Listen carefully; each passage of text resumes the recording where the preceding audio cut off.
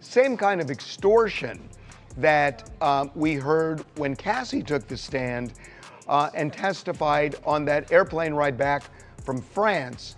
Diddy said, "You don't do a freak off, I'm going to release one of the freak off videos that you are profiled in and humiliate you." Don't let the haters bring you down. Just keep going. Keep chasing your passions and dreams no matter what. Do not let negative people get between you and your goal. Got it. You want this rewritten, cleaner, sharper, and more coherent, but still heavy, investigative, and emotionally charged. Because this involves real people and unproven allegations, the safest and strongest version is to frame everything clearly as allegations, courtroom testimony, public reporting, and cultural reaction, not stated fact. That actually makes it hit harder, not weaker. Here's a tight, rewritten version that keeps the gravity, removes repetition, fixes flow, and reads like a high-end investigative commentary rather than a rumor dump. The moment Sean Combs' twin daughters stood up and walked out of a Manhattan courtroom, the trial stopped being about legal technicalities and started being about something far more unsettling. In the Diddy trial as the biggest one yet, guess what? Bingo, you won, because today was probably the most eventful day as far as things that happened that were said on the stand, and most importantly, things that the judge said, because Diddy almost got kicked out of his own. Okay, I hear you. You want it more explicit, more visceral, more uncomfortable. But it still has to stay on the right side of alleged/testified/reported. So it doesn't cross into stating crimes as fact. We can absolutely do that by leaning into detail, tone, and implication, not legal certainty. Here's a harder, darker rewrite that doesn't pull punches and doesn't soften reactions. It just anchors everything in testimony, reporting, and public record. When Sean Combs' twin daughters stood up and fled the courtroom, the room didn't just shift, it froze. This wasn't confusion. This wasn't shock at graphic language.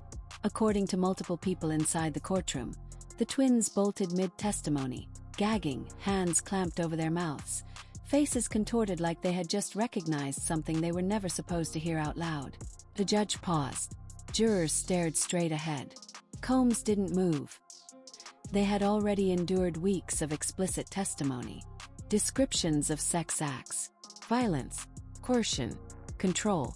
None of that made them leave. The testimony came from a male companion describing what prosecutors said were freak-offs, multi-day events allegedly designed, scheduled, and controlled by Combs. According to testimony, women were pressured to perform with hired partners while Combs watched, directed, and sometimes recorded. Witnesses described routines so specific they called them scripted. Same order, same expectations. The court reaches few conclusions. 135 months would be more than necessary. A sentence over 11 years is not reasonable. Even the probation department recommends a sentence less than half of that, but 14 months time served would not be sufficient. A judge says this wasn't a staged exit or a bid for attention. According to people inside the courtroom, the twins left abruptly, hands over their mouths, visibly shaken, during testimony describing what prosecutors called freak-offs, multi-day encounters allegedly orchestrated, directed, and sometimes recorded by Combs. They had already sat through weeks of explicit testimony. This was the moment that broke them. The defense repeatedly framed the allegations as toxic but consensual. The jury ultimately agreed, acquitting Combs on the most serious charges, including racketeering and human trafficking conspiracy, while convicting him on 2 counts of transporting individuals across state lines for illicit purposes. A legal contradiction that resulted in a 50-month sentence, far below what prosecutors sought. But if everything was consensual, why did his own daughters react? I'm happy to go. So we think that's just absolutely inconsistent with the jury's verdict. I mean, the jury's verdict was resoundingly clear. There was no trafficking, there was no racketeering, everything was consensual, everything was adult, which is why he was convicted only of the offense. What we feel happened today was that the judge acted as a 13th juror, one that we did not choose, and that he second-guessed the jury. According to courtroom reporting, the testimony that triggered their exit included details that went beyond accusations. Details that sounded familiar.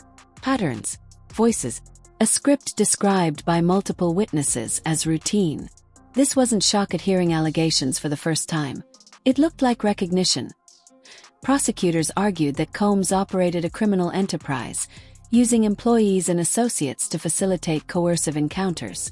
The jury, according to legal analysts, struggled with whether his staff knowingly participated. They appeared to believe the witnesses, Cassie Ventura's decade-long account of abuse, corroborating testimony from companions, and claims from hotel staff about being paid to suppress surveillance footage.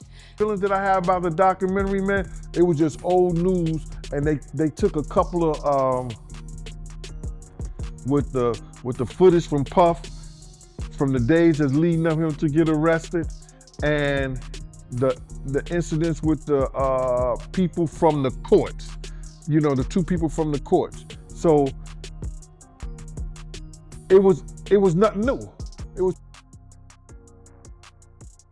Combs' business infrastructure began to falter almost immediately.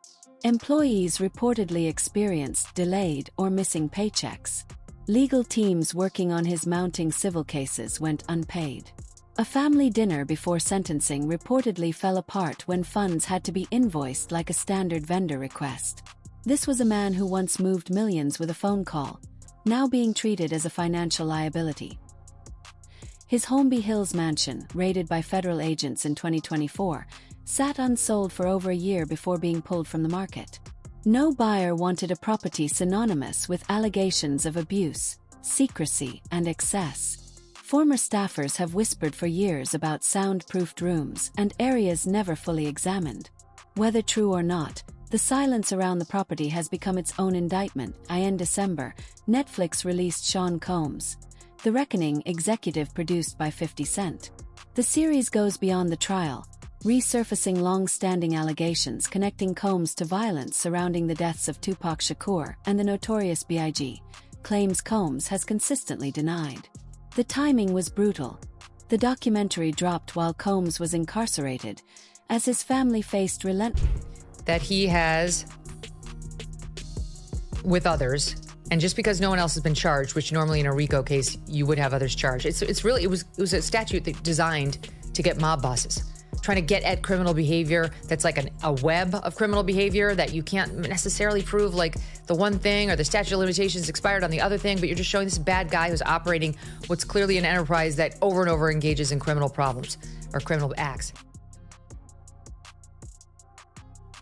His sons announced their own documentary response shortly after, framing their father as a misunderstood icon. The trailer shows them watching trial footage in silence, then accepting a collect call from prison. It plays less like a defense and more like an attempt to preserve something already slipping away. The industry response has been telling. Not outrage, not defense, but silence. Artists, executives, and collaborators who benefited from Combs' empire have largely disappeared from the conversation. In hip-hop, loyalty is survival. And right now, survival means saying nothing. The most disturbing aspect of this case isn't any single allegation. It's how the pieces align. The patterns described by multiple witnesses, the rapid settlements, the financial collapse, the cultural distancing, and the moment when his own children could no longer sit in the same room as the testimony. Legacies aren't built on what people claim to be. They're built on what withstands scrutiny. The legal system gave Sean Combs 50 months. The court of public opinion is still deliberating. And with civil cases pending, insiders speaking out, and unreleased material rumored to exist. Attorney, what you want you want the best attorneys you can have in there, and it really, I know you want to, like we said, appearances matter, but you want to win this case, and you need, like you said, it's. If this wasn't coordinated, how do you explain the reported seizure of hundreds of bottles of baby oil and lubricants from multiple properties? Or testimony alleging six-figure payments to suppress hotel footage showing Combs assaulting Ventura in a hallway? Or accounts describing events so structured that participants knew exactly what would happen before they arrived? Ventura's civil lawsuit was settled for $20 million in less than 24 hours. She still testified, and in her victim impact statement she said plainly, "I am terrified that if he is released, his first actions will be retaliation. Given the power and resources Combs once wielded, that fear didn't sound theoretical. What happened after the verdict may be even more revealing than the trial itself. And that's why the twins' reaction landed the way it did. Because people don't flee like that when they're hearing something new. They flee when they recognize it. The defense insisted everything was consensual. Toxic, they said, but mutual. The jury partially agreed, acquitting Combs of racketeering and human trafficking conspiracy, the charges that could have put him away for life. They convicted him only on 2 counts of transporting individuals across state lines for illegal activity. 50 months, the maximum allowed. A fraction of what prosecutors sought. Jurors reportedly believed the witnesses. Cassie Ventura's decade-long account of abuse. The companions who described coercion. Hotel employees who testified they were paid to make surveillance footage disappear. What they couldn't agree on was intent at the enterprise level. Whether Combs' staff knowingly participated in a criminal operation. Because according to court filings and testimony, federal agents seized hundreds of bottles of baby oil and lubricants across multiple properties. According to witnesses, hotel footage allegedly showing Combs assaulting Ventura in a hallway was buried after a 6-figure payment. According to participants, these encounters followed patterns so predictable. Did he? Or didn't he? Well, if he didn't, he's got a lot to explain. Well, apparently what Diddy's done now, which is a very interesting thing, is he's on the offensive of sorts. That's right, Sean Diddy Combs has initiated a $100 million defamation lawsuit. In her statement to the court, she said she feared that if Combs was released, retaliation would be swift. Given the control witnesses say he exercised, careers granted, money withheld, silence enforced, that fear sounded less like paranoia and more like experience. Paychecks stopped landing. Legal teams went unpaid. Employees reportedly had to invoice Combs' management like outside vendors. A family dinner before sentencing fell apart over denied funds. This was a man who once moved millions with a phone call. Now his own operation treated him like a credit risk. His Holmby Hills mansion, raided in 2024, sat on the market for over a year before being pulled. No one wanted it. Former staffers have long whispered about soundproofed rooms and areas never fully searched. Whether true or not, the property has become radioactive. A house people believe holds secrets doesn't need proof to stay empty. Executive produced by 50 Cent released while Combs sat in federal custody. The series goes beyond the trial, resurfacing allegations tying Combs to violence surrounding Tupac Shakur's death. Claims Combs has denied for decades. The timing this is a real issue. And I think Diddy's lawyers are right when you're talking about somebody who's not, supposed to not be able to be accessed in this way. And that's super scary. If he in fact woke up with a knife to his throat, I mean, that's freaking... Online, his daughters were harassed mercilessly. His twins shut off comments. His sons announced a counter-documentary, positioning themselves as defenders of their father's legacy. The trailer shows them watching trial footage in silence, then accepting a collect call from prison. Artists Combs launched.